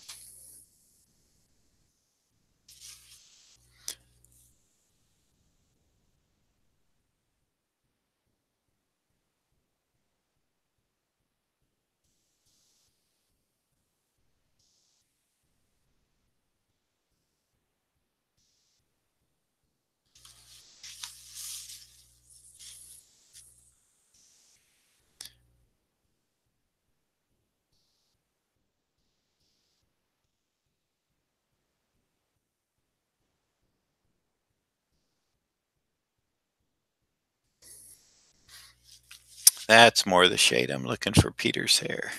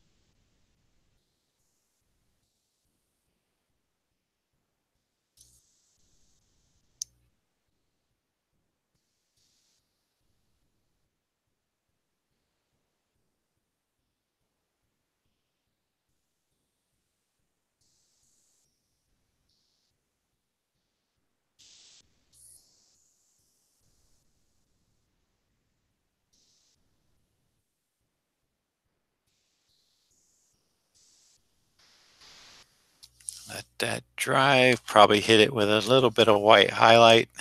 Okay.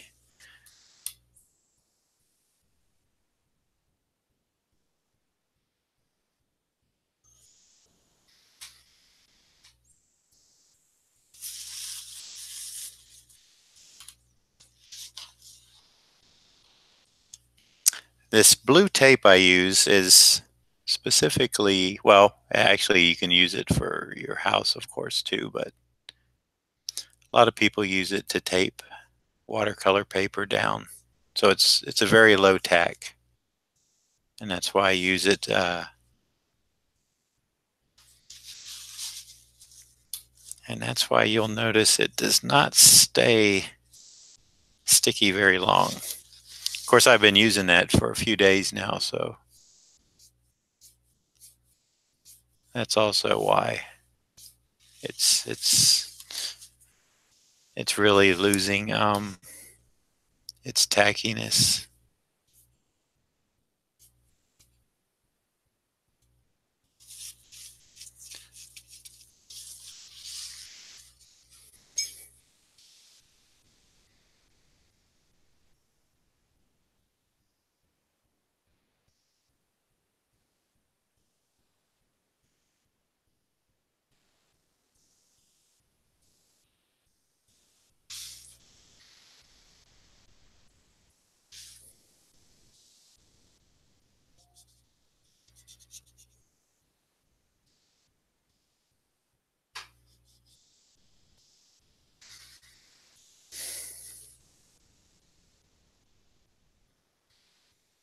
One last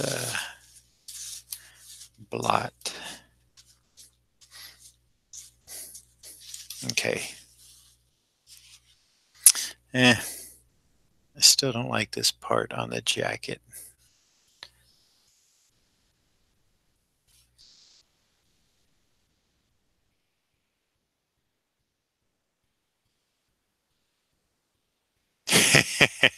That's true, AG. Hey, Tater. Thank you.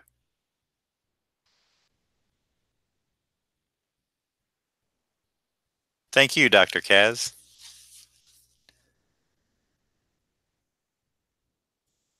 Appreciate the comment.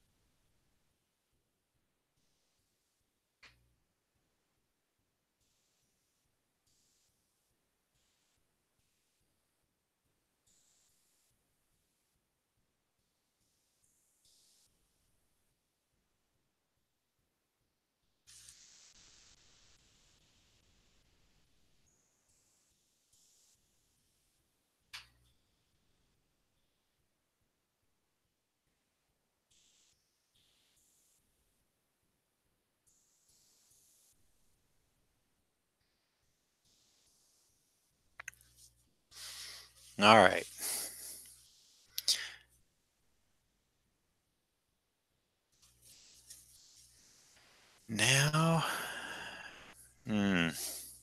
just noticed that little bit of dark on his side of his cheek.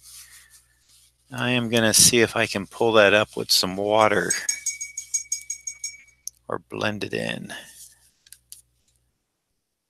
All right. Let's see. Water, do your stuff.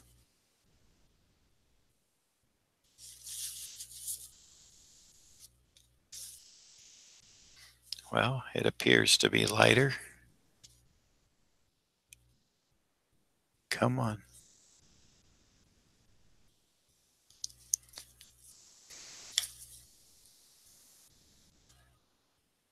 That's about as good as that's going to get, I believe.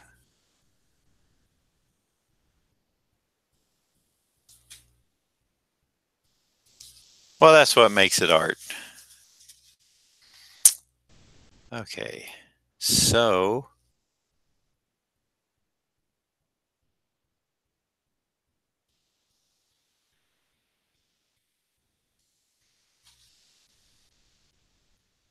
gonna do a little bit on his costume to delineate a little bit of musculature.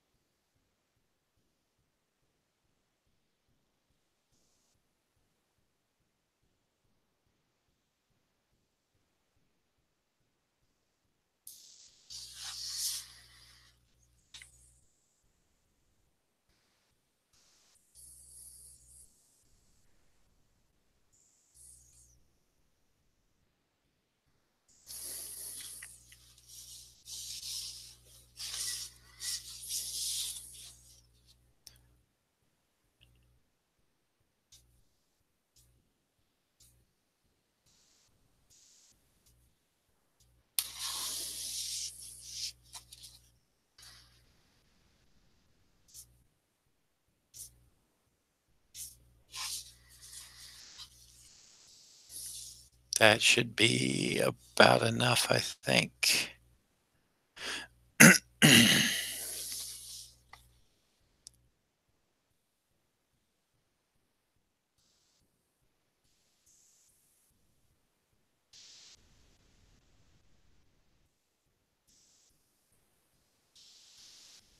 And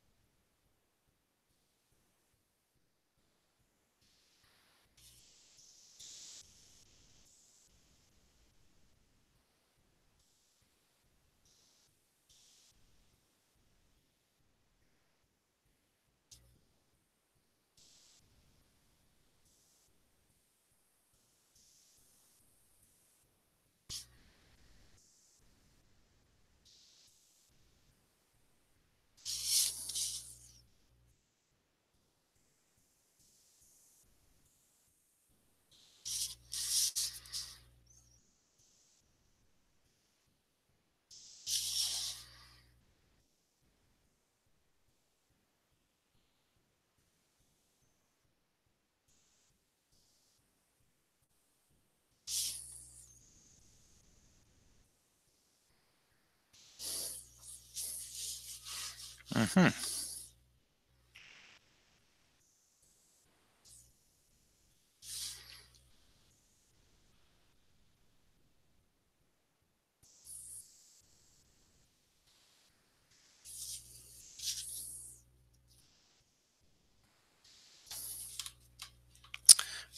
Want to let that dry. I'm thinking about going ahead. This is one of those decisions and putting a nice, very light wash pretty much over his entire red because I feel like it's a bit unbalanced with the jacket. And when I say light, I have to really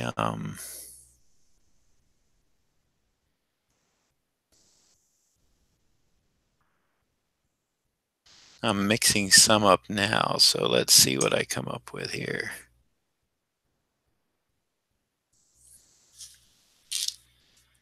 Whoa, that's way too dark.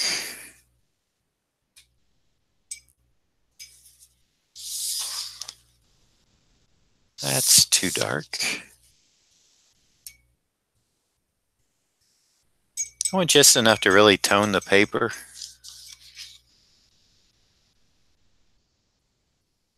And that looks about right. Because I'm going to pick up a little bit of tone from what I've already laid down, but I don't want that to interfere. So, first part first is the mask. I better get a tissue ready in case I need a clean one. In case I need to suck up some excess water. Let me prepare that.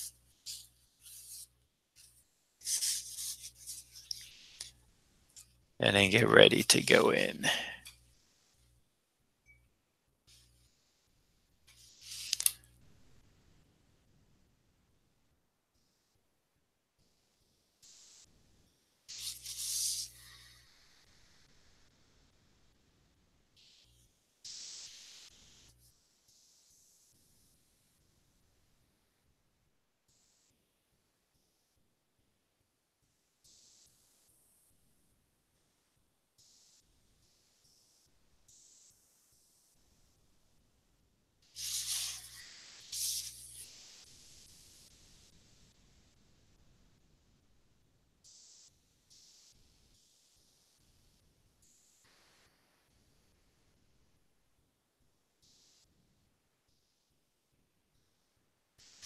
All right. Oh, let me get this little area. You probably can't even see it, you guys there. It's probably not even worth me messing with, but there we go. That extra little bit of tone just kind of says it's a different value. Well, it does say it's a different value. So now I need an even bigger brush. Yes, even a bigger brush, I say.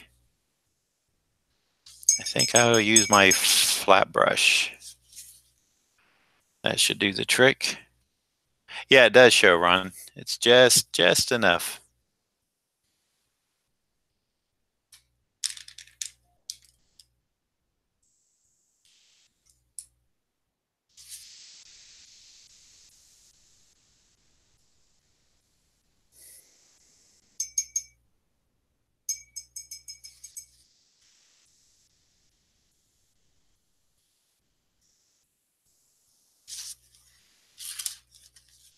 And I got it here again. And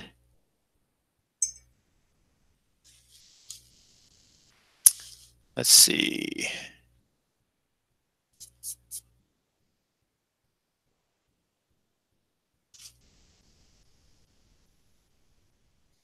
Gonna take this down.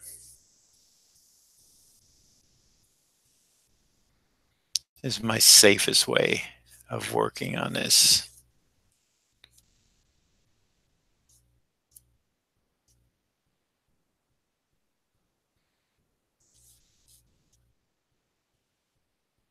Take that down.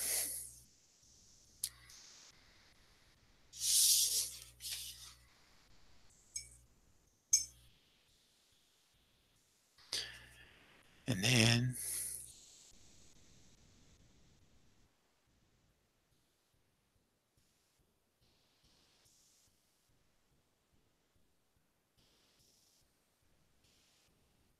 take this down and over.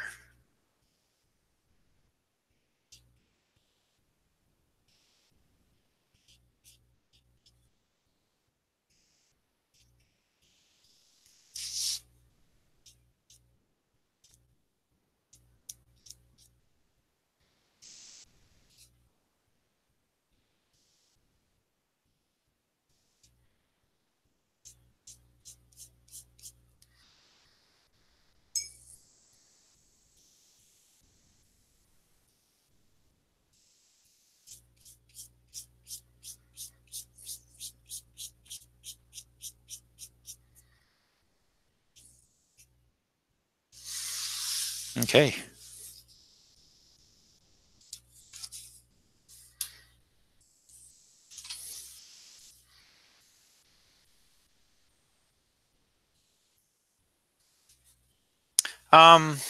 That's a good question, AG. I would let it dry maybe 5 minutes and then put red over it.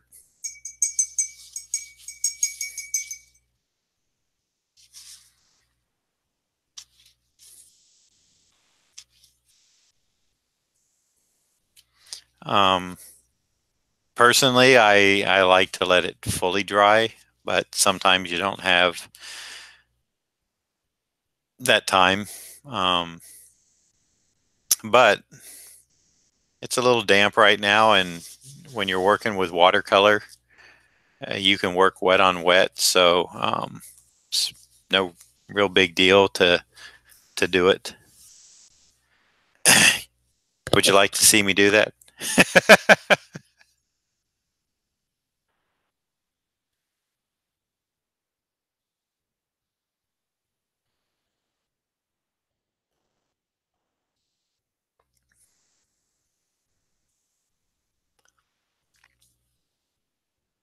Oh, that was you, Ron. I'm sorry.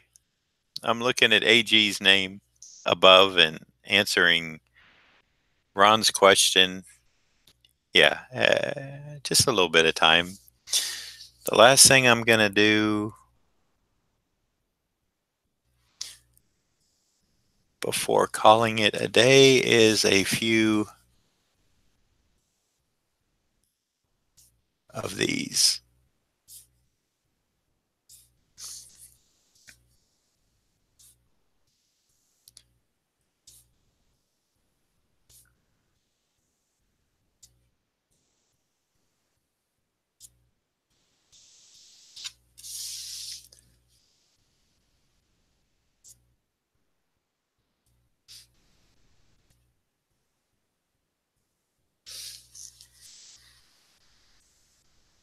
Just to kind of give it a little extra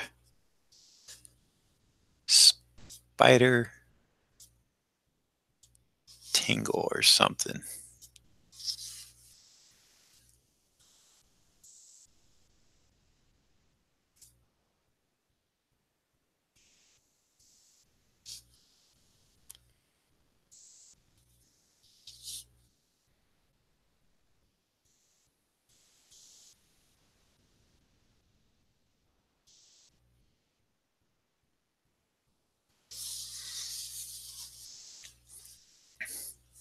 That will work.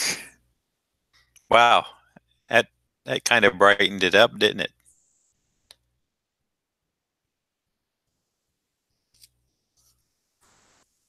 And let me see, I think I can put the tape down here while I rinse this brush out. So, Peter Parker Spiderverse and half mask, half off. Finito.